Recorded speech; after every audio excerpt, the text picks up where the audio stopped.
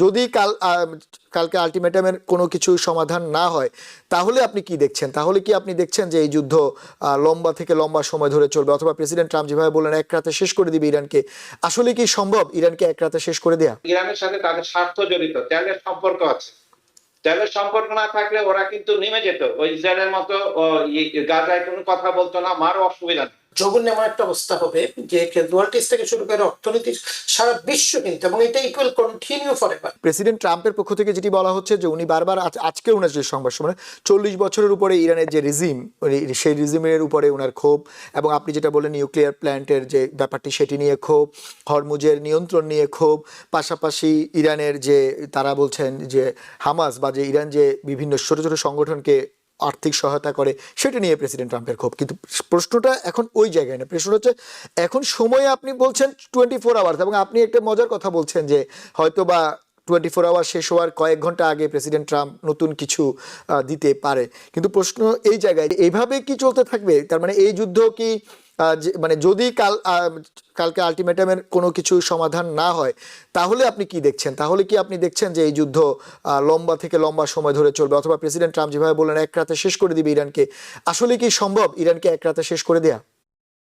না, ইরানকে একটা দেশকে, একটা সভ্যতাকে আপনি শেষ করতে পারেন। হ্যাঁ, বম্বিং করবে, তার ইনফ্রাস্ট্রাকচার ধ্বংস করবে, কিন্তু ওদের ভুলে যাওয়া উচিত যে ইরানের যে ডিসেলিনেশন মানে যে লবণাক্ত ব্যাপারটা বলে, অনলি 5% ওদের আছে ডিসেলিনেশন প্ল্যান্ট থেকে।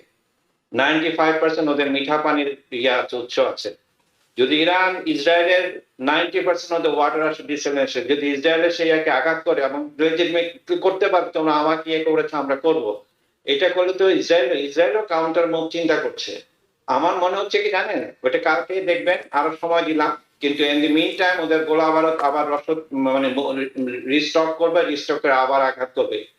ইরানকে ওরা 50 থেকে 100 ইয়ার্স পিছনে নামিয়ে দিতে যাচ্ছে, কারণ ইরানই একটা মাত্র দেশ যে মাথা উঁচু করে নিজস্ব মানে ইন্ডিপেন্ডেন্ট ফরেন পলিসি নিয়ে এগোতে চায়। আপনি যে কথাগুলো বললেন হামাস ইত্যাদি ব্লা ব্লা ব্লা, এগুলো কেন হচ্ছে? এগুলো মানে রুটে তো যেতে হবে।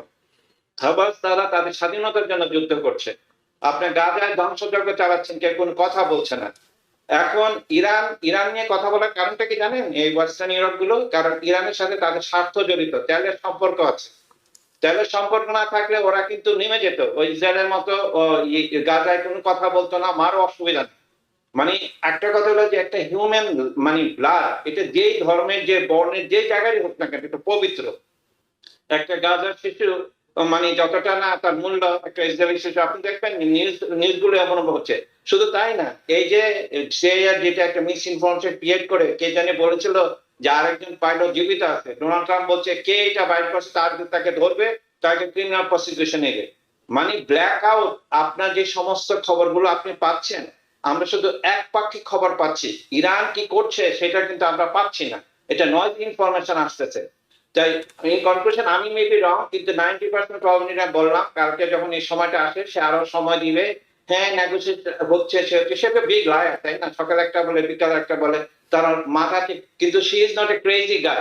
কিন্তু আমার একটা ভয় হয়, যদি ইসরায়েল কোনো সময় যার পারছি না সবার সে, আমরা যদি এখন নিউক্লিয়ার ওয়েপন শেয়ার করে, তাহলে এইটা নিয়ে আমি ভয় পাচ্ছি। আচ্ছা, আপনি আপনি একটা আশঙ্কার কথা বলছেন যে নিউক্লিয়ারের ব্যাপারটি, সেটিও একটি আশঙ্কার বিষয়। মাদবর ভাই, কবির হোসেন ভাই কিছু কথা বলছেন, যেমনটি উনি আস্থা রাখতে পারছেন না প্রেসিডেন্ট ট্রাম্পের এই আলটিমেটামের উপরে। উনি ভাবছেন যে কিছু একটা আবার হবে বা নতুন কিছু। পাশাপাশি উনি আবার একটা কথা বলছেন, যাতে ইরানের পাশে তার প্রতিবেশী দেশগুলোর ভূমিকা নিয়েও একটু প্রশ্ন আছে। কিন্তু এগুলো তো হচ্ছে আমরা যতগুলো জিনিস আলোচনা করছি, এগুলো ঘটছে বা এটা হচ্ছে পারসেপশন, কিন্তু তারপরেও মানে মানুষের একটা চাওয়া যে যুদ্ধটা শেষ হোক বা যত দ্রুত শেষ হয়, বিশেষ করে ছোট অর্থনীতির দেশগুলোর জন্য ততটাই মঙ্গল, তাদের জন্য ভালো হয়। কিন্তু প্রেসিডেন্ট ট্রাম্পের এই যে আলটিমেটাম এবং উনি কবির হাসান ভাইয়ের যে নিউক্লিয়ারের আশঙ্কা, এবং সেই সঙ্গে ইরানের যে দৃঢ় মানসিকতা বলেন বা আমেরিকার পক্ষ থেকে বললে একগুঁয়ে মানসিকতা বলেন, অথবা তাদের আপনি যেটা বলেন জাতীয়তাবাদ বলেন, যেমনটি হোক না কেন, তারও কিন্তু কোনো কারণে নেগোসিয়েশন বা নরম হচ্ছে না।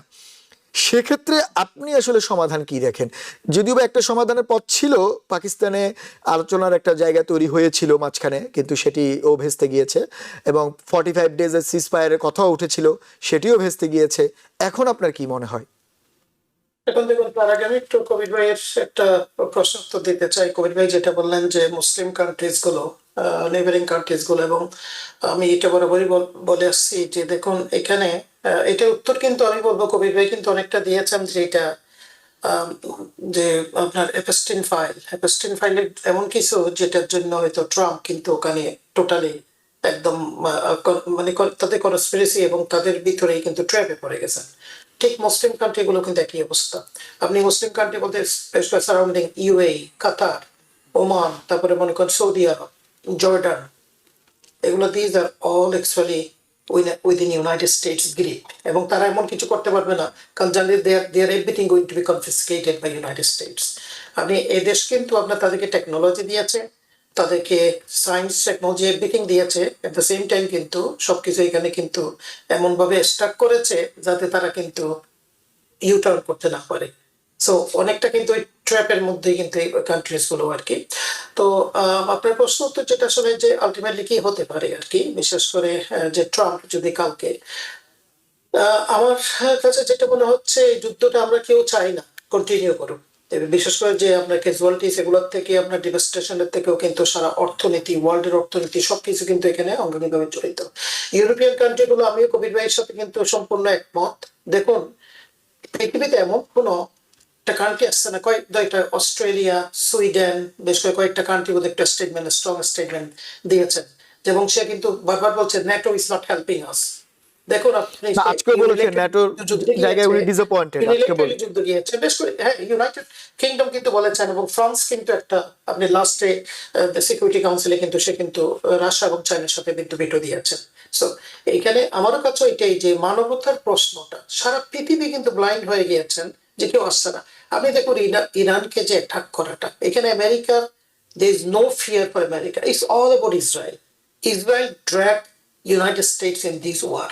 তো এখন আপনি ইসরায়েলের এখন যেটা হয়েছে, যে কবির ভাই যেটা বললো, তাদের কিন্তু অ্যাটমিক এনার্জি কিন্তু বিভিন্ন সময় কিন্তু প্রশ্ন করেছেন তাদের আসলে নিউক্লিয়ার আছে কি না, বা নাই, নাও বলে নাই, আছেও বলে নাই, আমরা তো জানি অলরেডি আছে। সো এই পাগল রাষ্ট্রটা ultimately what they are going to do, এবং কালকে যদি এটা হয়, ধরেন এখন ইসরায়েলও যদি করে, ইরানও যদি ultimately whatever they have, এবং তারা যেভাবে অ্যাকোয়ার করেছেন তাদের অ্যালায়েন্স থেকে, তাহলে কি হবে? দুটো কারণটিকে কিন্তু আপনার জঘন্য এমন একটা অবস্থা হবে যে ক্যাজুয়ালিটিস থেকে শুরু করে অর্থনীতি সারা বিশ্ব কিন্তু, এবং এটা it will continue forever. আর ল্যান্ড ইনভেশন যদি ইউনাইটেড স্টেটস করে, সবচেয়ে বড় ভুল করবে কিন্তু এটা। there is no way you can conquer Iran.